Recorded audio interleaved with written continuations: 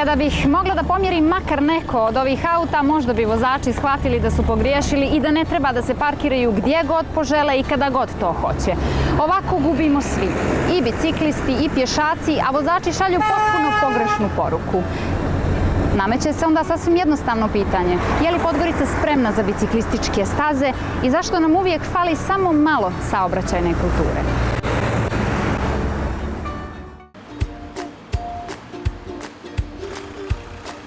Odjednom je Podgorica nekako budnija. Koridori jedan po jedan polako stasavaju, biciklisti izlaze na ulice i osjećaju da mogu i da treba da voze svakodnevno. Takvi su Blažo i Dejan. Odavno su odabrali to prevozno sredstvo, a od kada su dobili staze, traže način da ukažu na probleme i riješe ih. Tokom rada na prvom koridoru prelazi su između trotoara i ulice gdje je to bili su jako loše urađeni. Sad recimo na drugom koridoru je to mnogo bolje. Eto, to je jedna pozitivna, recimo, stvar koja sve se može naučiti. Znači, kroz neko iskustvo, razmjenu iskustava, možemo da dođemo do boljih i funkcionalnijih staza.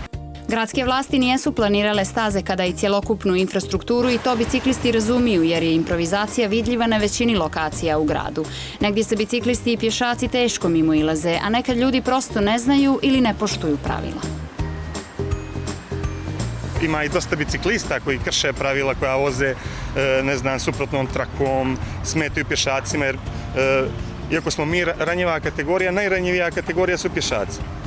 I upravo ako napravite atak na njihov prostor, onda njima stvaramo probleme.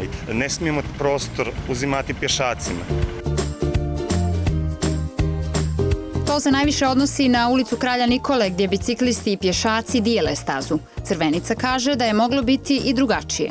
To je, vjerujte mi, staza za koju većina biciklista ne zna da je biciklistička staza. Prvo, nije dobro označena ta horizontalna signalizacija, a druga stvar, imate ogroman bulevar koji nije toliko frekventan, na kojem nema toliko vozila, gdje se lagano mogla napraviti biciklistička traka.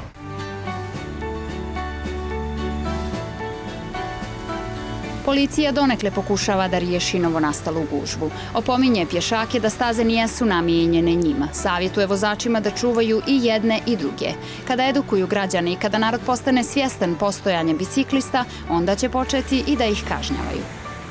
Biciklisti koji ne poštuju pravila kretanja na ovim stazama, mi kad se pojavimo iza njih i zaustavimo ih, oni su odakle vi, kako vi, ko ste vi, ali onda sve u nekom normalnom razgovoru riješimo, upozorimo, nastojimo da upoznamo bicikliste da se poštuju pješačke staze koje se nove u Podgorici, građane koji se kreću totalno pored tih staza da vode računa, da ne ulaze na staze. Imamo sad dosta ovih biciklističkih staza, naravno koristimo ih, a što se tiče kolovoza, zavisi gdje ih nema, onda moramo da se nalazimo. Više je razloga zbog kojih bi trebalo da vozimo bicikl. Imaćemo bolju kondiciju, bit ćemo zdraviji, čuvat ćemo okolinu i brže ćemo stizati do odredišta. Sada možemo samo da zavidimo Holandiji, zato što tamo odlazak na posao biciklima je potpuno normalna stvar. Samo u Amsterdamu, na primjer, postoji više od 400 km biciklističkih staza. Neke statistike čak kažu da su Holanđani zbog toga srećniji i da je ta zemlja na samom vrhu po zdravlju svojih stanovnika. Možete preći sa kraja na kraj grada biciklom za svega par minuta. Treće, odlični su vremenski uslovi, dakle, ne znam, veliki broj dana u godini je dobar za voženje bicikla.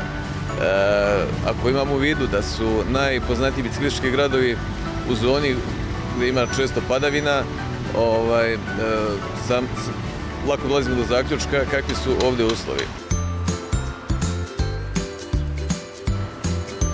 Kada se situacija za nekoliko godina promijeni i ljudi sve češće budu pedalali, logično je da će voziti mnogo brže nego sada. Maksimalna brzina koju mogu da razviju na stazi je 30 km na čas.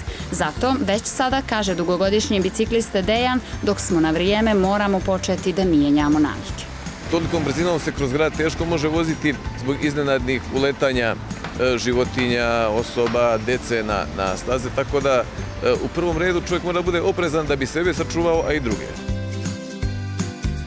I negdje je najvažnije da svi budu oprezni. Kako vrijeme bude prolazilo, možda bicikliranje zaista postane sastavni dio života. Stvari se kreću na bolje, ali još mnogo toga treba uraditi. Vozačima omogućiti više parkinga, ali ih i natjerati da koriste postojeće umjesto trotoara i biciklističkih staza.